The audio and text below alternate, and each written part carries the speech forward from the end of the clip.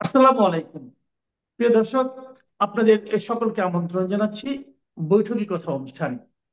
বৈঠকি কথায় আজ আমাদের অতিথি হিসেবে আছেন জাতীয় নদী রক্ষা কমিশনের সাবেক চেয়ারম্যান ডক্টর মঞ্জুর চৌধুরী। ডক্টর মঞ্জুর চৌধুরী, আপনাকে আমাদের অনুষ্ঠানে স্বাগত জানাচ্ছি। ডক্টর চৌধুরী, আমি একটা জিনিস আপনার সঙ্গে একটু আলাপ করতে চাই, শেয়ার করতে চাই, সেটা হলো আহ, আমি গতকালকেও দেখলাম যে জামায়াতের যে সেক্রেটারি জেনারেল মিয়া মোহাম্মদ পারওয়ার, উনি দেখলাম যে উনি একটা বক্তব্য দিয়েছেন যে ডিসেম্বরের পর সরকারের কাছে উনি অনুরোধ জানিয়েছেন সরকার যেন নির্বাচনের রোড ম্যাপটা ঘোষণা করে। তো মানে এর আগে আমরা দেখেছি বিএনপি নির্বাচনের রোড ম্যাপ চেয়েছে, এখন জামাতও চাইল। বাংলাদেশে এই মুহূর্তে তো বড় দল এই দুটোই, আওয়ামী লীগ তো থেকেও নাই। তো এই অবস্থায় আপনার কি মনে হয় সরকারের প্রতিক্রিয়া কি হতে পারে? সরকার কি তাহলে দ্রুতই নির্বাচনের দিকে যাবে? কি মনে হয় আপনার? না, সেই ধরনের যাওয়ার সম্ভাবনা নাই। সরকারের বিভিন্ন উপদেষ্টাদের কথাবার্তায় যেটা বোঝা যাচ্ছে যে সহসা তারা নির্বাচন দিতে চান না। এবং আরেকটা বিষয়ও আপনার লক্ষণীয় যে একজন বলতেছেন যে 2025 সনের মধ্যে নির্বাচন হবে, আসিফ নজরুল, ডক্টর আসিফ নজরুল বলছেন। আবার ব্রিগেডিয়ার সাখাওয়াত সাহেব বলছেন যে 2026 সনের মাঝামাঝি অগাস্টের মধ্যে নির্বাচন হবে, অর্থাৎ 2 বছর। এইখানেও একটা বোঝা যায় যে দুইটাই দুইজনের মতামতই হচ্ছে ব্যক্তিগত মতামত। অর্থাৎ তাদের ভিতরে কোনো কনসেনসাস নাই যে নির্বাচন কবে নাগাদ হতে পারে এরকম একটা রূপরেখা কেউই দিতে পারছেন না বা দিতে চাচ্ছেনও না।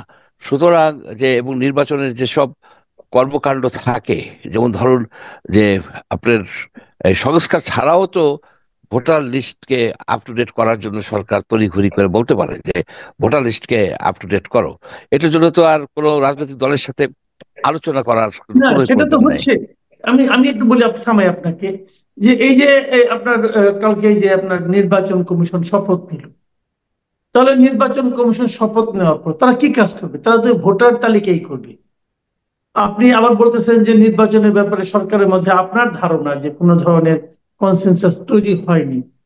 যদি না হয় তাহলে এই যে বিশ্ব রাজনৈতিক দলগুলো যে চাপ দিচ্ছে, বিএনপি চাপ তো অলরেডি দেওয়া শুরু করেছে, জামাতও শুরু করলো আজকে থেকে দেখলাম যেটা।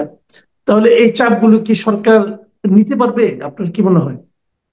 না, সরকার দিতে পারবে মনে হয় না, কারণ জামাত বিএনপি যদি যৌথভাবে সরকারের উপরে রিয়েলি চাপ সৃষ্টি করে, তারা রিয়েল চাপ সৃষ্টি করতেছে না।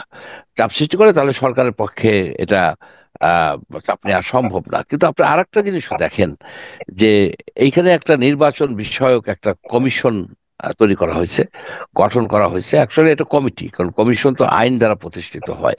এই কমিশনের প্রধান হচ্ছেন ডক্টর বদিউল আলম মজুমদার। উনি কিন্তু খাটাখাটি করছেন। এখন এই নির্বাচন কমিশনের একটা টার্মস অফ রেফারেন্সের 4 নম্বরটা হচ্ছে কি, যে নির্বাচন কমিশনটা কিভাবে হবে, নির্বাচন কমিশন আইনটা কিভাবে হবে।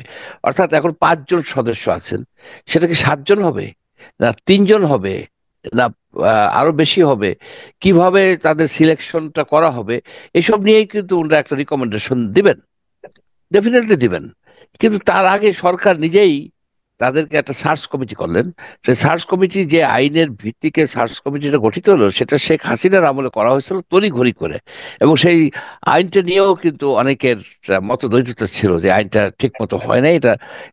এখন আপনি দেখেন যে সরকারের এখানে একদিকে সে কমিশন একটা গঠন করছে, তারা কাজ করে যাচ্ছে, গলদঘর্ম হয়ে যাচ্ছেন, মিটিং করছেন। এদিকে সরকার ইলেকশন কমিশন কিন্তু একটা গঠন করে ফেলছেন এবং শপথ হয়ে যাচ্ছে।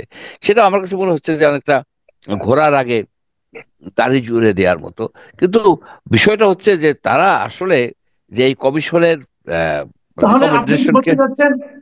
বলতে চাচ্ছেন, যে এই যে নির্বাচন বিষয়ক যে কমিশনটা গঠন করা হয়েছে, আপনি যেটাকে কমিটি বললেন, এই বদিউল আলম মজুমদারের নেতৃত্বে, এই কমিটি যদি নির্বাচন কমিশন গঠনের ক্ষেত্রে যে সুপারিশ করবে, সেই সুপারিশ যদি চলমান যে যে আইনটা আছে, যদি আইনের সঙ্গে সাংঘর্ষিক হয়, তাহলে এই যে নির্বাচন কমিশন গঠন হলো এই চলমান আইন দিয়ে, এটা ঠিক হলো না? তাহলে কি এটা নিয়ে আপনি প্রশ্ন তুলতে চাইবেন? অফকোর্স আমি তুলতে, আমি কেন, সবাই তুলতে চাইবে। যদি বদিউল আলম মজুমদারের এই সে রিকমেন্ডেশন দেয় যে 7 জন মেম্বার হবে, তাদের কাছে যদি মনে হয় যে 7 জন মেম্বার হবে, তাহলে অথবা কি যদি কবি যেটা আপনি ইন্ডিয়াতে কি আছে, 3 জন। ইন্ডিয়াতে হলো যে প্রাইম মিনিস্টার আছে এবং বিরোধী দলের নেতা, এবং আগে ছিল সুপ্রিম কোর্টের বিচারপতি, এখন ওটাকে বাদ দিয়ে করেছে আরেকজন মন্ত্রী, এই তিনজনে মিলে ঠিক করে। এরকম অন্য দেশেও তো এরকম অনেক কিছু আছে। যদি আছে সেরকম আমাদের কিছু দেশেও। একটা হয়, তাহলে এদের নির্বাচন তারা সঠিক হলো না? তাহলে তো এদেরকে বাতিল করতে হবে, এই কমিশনকে তখন বাতিল করে করতে হবে। তাহলে বদিউল আলম মজুমদারের কমিটির বা কমিশনের কি ভ্যালু রইলো? আমি মনে করি বদিউল আলম এটা তো মজুমদারের ভ্যালিড এখান পয়েন্ট। থেকে, আচ্ছা, আমার মনে হয় বদিউল আলম মজুমদারের রিজাইন করে চলে আসা উচিত। কারণ এই আপনার এই ঘোড়ার ঘাস কেটে তো লাভ নেই তার। এটা ঘোড়ার ঘাস কাটা হচ্ছে। তো উনি যদি বলে যে 3 জন থাকতে হবে, ইন্ডিয়ার মতো 3 জন, তাহলে কি এই হ্যাঁ। দুজনকে কোন দুজনকে বাদ দিবে? এটা তো হয় না। একটা কমিশন গঠন করা হয়েছে, সেই কমিশনকে কি বাদ দিতে পারবে? বাদ দেওয়া তো শোভনও হবে না। আইনগত ভাবেও তাদের বাদ দিতে হলে তো আপনার সুপ্রিম জুডিশিয়াল করতে হবে। তাদের তো হঠাৎ বললে হবে না যে তুমি চলে যাও, এটা তো জাস্ট জব না। তাহলে আপনার কি মনে হয় যে এত মানে নির্বাচন কমিশন যেটা গঠন করে এটা একটু আর্লি হয়ে গেল? এখন না করলে কি খুব ক্ষতি হয়ে যেত? যেহেতু নির্বাচনের কোনো রোডম্যাপে ঘোষণা করা হয় নাই, তাহলে নির্বাচন কমিশন এত আর্লি ঘোষণা করার দরকার, গঠন করার দরকারটাই এটা বা কি? এটা আমি বলতে পারবো না যে তাদের অন্তর্নিহিত উদ্দেশ্যটা কি। তারা কমিশন গঠন করছে সংস্কারের জন্য, সংস্কারের আগেই যখন নির্বাচন কমিশন গঠন করে ফেলছে, তাতে এই কমিশনের কার্যকারিতা সম্বন্ধে কমিশনের কোনো কার্যকারিতা নাই। কারণ মূল জিনিসটাই হচ্ছে যে কমিশন কিভাবে গঠিত হবে। আমরা সবসময় দেখছি যে আপনার সেই আজিজ কমিশন, বিভিন্ন কমিশন এসে যারা গেছে ওইখানে, সেটা দলীয় ছিল। সে দলীয় ছিল বলেই তো আমরা সেখানে এই এই এই মানে নানাবিধ বাধা বিঘ্নের সম্মুখীন হয়েছি। ঠিক এবং আমাদের মূল সমস্যা কিন্তু এখানে যে বাংলাদেশের এই রাষ্ট্রযন্ত্রের এই এই সরকার বলেন, রাষ্ট্র বলেন, জাতি বলেন, তাদের মূল সমস্যা হচ্ছে নির্বাচন। এই নির্বাচনের মাধ্যমে আপনার ফেক নির্বাচন করে শেখ হাসিনা 2টা নির্বাচন করে, 3টা নির্বাচন করে ক্ষমতায় রয়েছে। নির্বাচন হচ্ছে মূল কথা। নির্বাচন যদি সঠিক হইতো, যদি মানুষ তার ভোটাধিকার প্রয়োগ করতে পারতো, তাহলে কিন্তু আজকে আমরা এইরকম একটা অগণতান্ত্রিক পদ্ধতির মধ্যে যেতে হতো না, এত এত মৃত্যু হতো না। জি। কিন্তু সেই নির্বাচন ব্যবস্থাটাকেই এরা সঠিকভাবে করতে পারলো না কেন?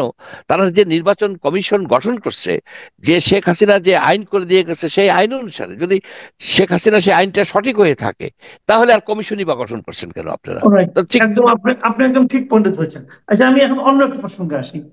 তারপরেও যেহেতু নির্বাচন কমিশন হয়ে গেছে, এখন হয়তো তারা ভোটার তালিকা সংশোধন করবে অথবা কিছু একটা করবে, সামনে আমরা নির্বাচনের দিকে অগ্রসর হব। আমি আপনার কি মনে হয় যে আগামী যে নির্বাচনটা হতে যাচ্ছে, যেভাবে হোক হবে তো একটা নির্বাচন, সেটা 1 বছর পরেই হোক, 1.5 বছর পরেই হোক, সেই নির্বাচনে আপনি কি মনে করেন শেষ পর্যন্ত আওয়ামী লীগ থাকতে পারবে? থাকতে আহ, আহ, পারবে কি পারবে না, সেটা নির্ভর করতেছে অ্যাকচুয়ালি ডক্টর ইউনূস এবং তার উপদেষ্টা মন্ডলীর উপরে। কিন্তু আমি মনে করি কি, যে আওয়ামী লীগের থাকা, পার্টিসিপেট করতে দেয়া উচিত। কিন্তু কোন আওয়ামী লীগ? যে আওয়ামী লীগাররা এই সেন্ট্রাল কমিটির বলেন, ডিস্ট্রিক্ট কমিটির বলেন, উপজেলা কমিটি, ইউনিয়ন কমিটিতে যারা ছিল, যারা দেশের সম্পদ এমনকি লুট মন্ত্রী করছে। মন্ত্রী যারা মন্ত্রী ছিল, হ্যাঁ, যারা মন্ত্রী ছিল যারা, আমি ধর পার্টি পার্টি হিসেবে কথা বলছি তো।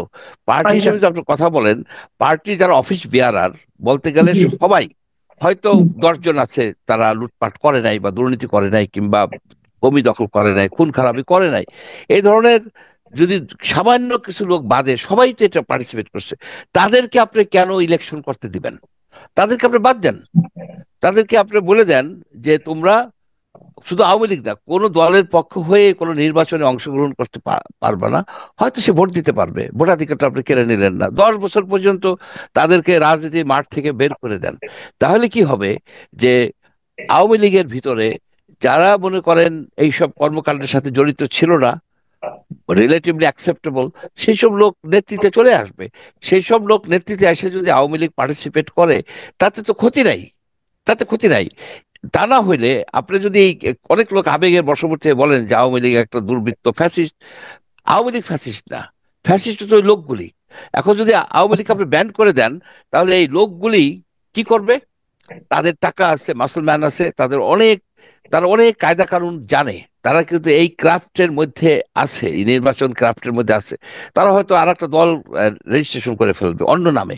তারা হয়তো আপনার আর একটা দলের উপরে ভরসা করবে, এই সাইকেল মার্কা আনোয়ার হোসেন মঞ্জুর, যে আমরা ওই দল, ওইখানে আমাদের ক্যান্ডিডেট আছে সব। আপনি অনেক রকমের কায়দা কানুন তারা করতে পারে, ডামি ক্যান্ডিডেট দেয়, এটা করে সেটা করে। তারা কিন্তু এগুলি করতে পারবে। করে কি করবে? তারা নির্বাচনের মাধ্যমে আবার তারা একটা ক্ষমতায়, আবার সংসদে চলে যাবে এই সব লোকজন। আমি চাই যে বর্তমান আওয়ামী লীগের নেতৃত্বে যারা ছিল, এই পর্যন্ত যারা ছিল, এই যারা দুষ্কর্ম করছে, তারা যেন কোনোভাবেই নির্বাচনের মাধ্যমে কোনো প্রক্রিয়ায় যেন সংসদে না যেতে পারে, বা উপজেলার চেয়ারম্যান না হতে পারে। কোন ইলেকটেড অফিসে তারা যেন কম্পিটই করতে না পারে। যদি কম্পিট না করতে পারে, তাহলে রাজনীতির বাইরে চলে গেল তারা। এখন জি। তাহলে কি হবে? তাহলে তো আওয়ামী লীগের যে সাধারণ মেম্বাররা আছে না, সমর্থক আছে, তাদের ভিতর জি। ভিতর থেকে কি নেতৃত্ব বেরিয়ে আসতে পারে না? যদি না আসতে পারে, তাহলে তো বলতে হবে যে একটা পার্টি আচ্ছা, টোটালি কেউ কেউ কেউ কেউ এটা বলতে চান যে এই যে গণ হত্যা যেটা হয়েছে, মানুষকে যে নির্বিচারে মারা হয়েছে, সেটা যদিও আপনি বললেন যে এটার জন্য দায়ী হলো যারা নাকি এই দলটাকে পরিচালনা করেছে অথবা যারা ক্ষমতায় ছিল তারা দায়ী, কিন্তু তাদের বক্তব্যটা হলো যে পুরো দলের মধ্যে কেউ তো এই কাজে বাধা দেয় নাই। এবং এখনো দেখা যাচ্ছে, আমি নিজেও দেখেছি, আমি কিন্তু আওয়ামী লীগের কারোর মধ্যে এই ঘটনা প্রবাহের জন্য, এই যে জুলাই মাসের পুরো জুলাই মাস এবং অগাস্টের প্রথম 5 দিন এর মধ্যে যে সমস্ত অপকর্ম হয়েছে আওয়ামী লীগ সরকারের নেতৃত্বে, আমি কিন্তু কাউকে কোন রকম অনুশোচনা প্রকাশ করতে এখনো দেখিনি। এখনো কিন্তু কেউ বলে না যে কাজটা আমাদের ভুল হয়ে গেছে। এটা কেন? এটা যদি হয়, তাহলে অনেকে বলছেন যে এইটাই প্রমাণ করে যে পুরো দলটাই সিদ্ধান্ত নিয়ে এই কাজগুলো করেছে। সেক্ষেত্রে দলটাকে নিষিদ্ধ করা যে যা করা উচিত, এই যে কথাটা, না দল, এটাকে আপনি কিভাবে আপনি যদি ব্যাখ্যা করবেন? দলটাকে নিষিদ্ধ করেন, ঠিক আছে, আপনি যদি দলটাকে যদি নিষিদ্ধ করেন, যে লোকগুলি অনুশোচনা প্রকাশ করতেছে না, সেই লোকগুলি কে কি নিষিদ্ধ করছেন আপনি? তাদেরকে আপনি নিষিদ্ধ করতেছেন না। তারা তো আর একটা দলের মাধ্যমে আপনার এই কর্মকাণ্ড চালাতে পারে। সেই জন্য আমি মনে করি কি, যে যারা নেতা, এখন শুনেন, এখনো আওয়ামী লীগের নেতৃত্বে কারা আছে? আওয়ামী লীগের নেতৃত্বে শেখ হাসিনা আছে। আওয়ামী লীগের নেতৃত্বে শেখ হাসিনার যারা দোসর তারা আছে। সব লোক কিন্তু নেতৃত্বে অটুট আছে। আপনি কিন্তু তাদের নেতৃত্বের মধ্যে কোনো ফাটল ধরে নাই। আপনি যদি এই নেতৃত্বকে বাদ দিয়ে দেন আইন করে, যে আইন এই সরকার করতে পারে, যে আপনার যে যে জনপ্রতিনিধি যে আইনটা, এই আইনের মাধ্যমেই কিন্তু আপনি বাদ দিয়ে দিতে পারেন। বাদ দিলে দেখবেন যে নতুন যারা আসবে তারা তখন মুখ খুলবে, কারণ এখন তারা মুখ খুলতে পারতেছে না। কারণ এখনো তাদের যে পার্টির যে হায়ারার্কি, পার্টি হায়ারার্কি তারা আন্ডারগ্রাউন্ডে চলে গেছে। কিন্তু পার্টির হায়ারার্কি তো আছে। কাউকে কি বরখাস্ত করছে? কোনো একজন আহ, কেউ কি দায় দায়িত্ব নিছে? আর দায় দায়িত্ব যে এই যে বলতেছে, শুনতেছি বাহাউদ্দিন নাসিম নাকি বলছে যে মাপ কি ক্ষমা চাওয়ার জন্য প্রস্তুত। এইসব ক্ষমা টমে কোনো কাজ হবে না। এই ক্ষমা আজকে চাবে, তবে ওকে জোরে জোরে ওই ক্ষমায় আমরা বিশ্বাসী না। ওটা আমি দেই নেই স্টেটমেন্ট। এরাও মিথ্যুক। তাদেরকে আপনার ঠিকানা ধরে ধরে, আপনার তাদের ন্যাশনাল আইডি নাম্বার ধরে ধরে আপনি একেবারে গেজেট নোটিফিকেশন করে আইন করে দেন যে তারা কোনো নির্বাচনে অংশগ্রহণ করতে পারবে না, কোনো দলের পক্ষ থেকে করতে পারবে না, ব্যক্তিগতভাবেও করতে পারবে না। পারলে এবং শুধু, তাদের এবং তাদের অপকর্মের বিচার হবে না? আচ্ছা, সে, হ্যাঁ অফকোর্স বিচার হবে। বিচারটা তো আপনার আলাদা একটা আইনি প্রক্রিয়া, আচ্ছা। আলাদা একটা আইনি প্রক্রিয়া। আপনার সবার বিচার তো হবে না। আপনার সবার নামে তো মামলা হয় নাই। আপনার সবার নামে মামলাও হয় নাই। সবাই সবাই তো বিচার কার্য মধ্যে আপনি আনতে পারতেছেন না। কিন্তু এইখানে যে এই পার্টির যে সেন্ট্রাল কমিটির যারা এইটার প্রতিবাদ করে নাই, এই হত্যাকাণ্ডের, সে দায়ী। সে দায়ী, সে বিষয়ে তো কোনো আচ্ছা সন্দেহ নাই। সুতরাং আচ্ছা আপনি যারা আমি আরেকটা প্রশ্ন করি, এটা আমার শেষ প্রশ্ন, আমি জানতে চাচ্ছি আপনি এই শেখ হাসিনা অথবা এই শেখ পরিবার, হাসিনার যে পরিবার, তার যে কাজিন যারা আছে, আত্মীয় স্বজন যারা আছে, এদের রাজনৈতিক ভবিষ্যৎ আপনি কেমন দেখছেন? এদের কোনো রাজনৈতিক ভবিষ্যৎ বাংলাদেশে নাই, একেবারেই নাই। যারা ভাবে যে তারা শেখ হাসিনা আবার এসে আপনার ক্ষমতা দখল করবে বা ক্ষমতায় আসীন হবে, তারা দিবা স্বপ্ন দেখতেছে। কারণ কি জানেন, 6,000 এই তরুণ তরুণী অন্ধ হয়ে যাচ্ছে, 6,000, হাজার হাজার আহত হয়েছে। এবং তাদের যে পায়ে যে বুলেট লাগার ফলে দেখেন পাগুলি শুকিয়ে যাচ্ছে, পাগুলি হাতের মতো হয়ে যাচ্ছে। আমি খালি চিন্তা করি, এই যে সররার গুলিতে কি পা শুকিয়ে যায়? আমি কখনো শুনি নাই গুলিতে এর ভিতরে কি কোনো পয়জন দেওয়া ছিল? কেন পা শুকিয়ে যাচ্ছে? এই জিনিসটা কিন্তু চিন্তা করতে হবে।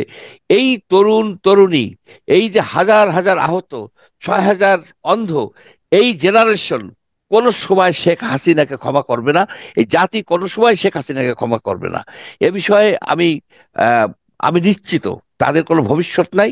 তাদের মাপ চালক জনগণ মাফ করবে না। যেভাবে গুলি চালানো হয়েছে, যেভাবে সে পুলিশদেরকে অর্ডার দিচ্ছে, মিলিটারিকে অর্ডার দিচ্ছে খুন করো, এই খুনি শাসকের কোনো যে তার নিজের নিজের রাজধানীতে হেলিকপ্টার দিয়ে গুলি করাইছে, তার কি ভবিষ্যৎ আছে?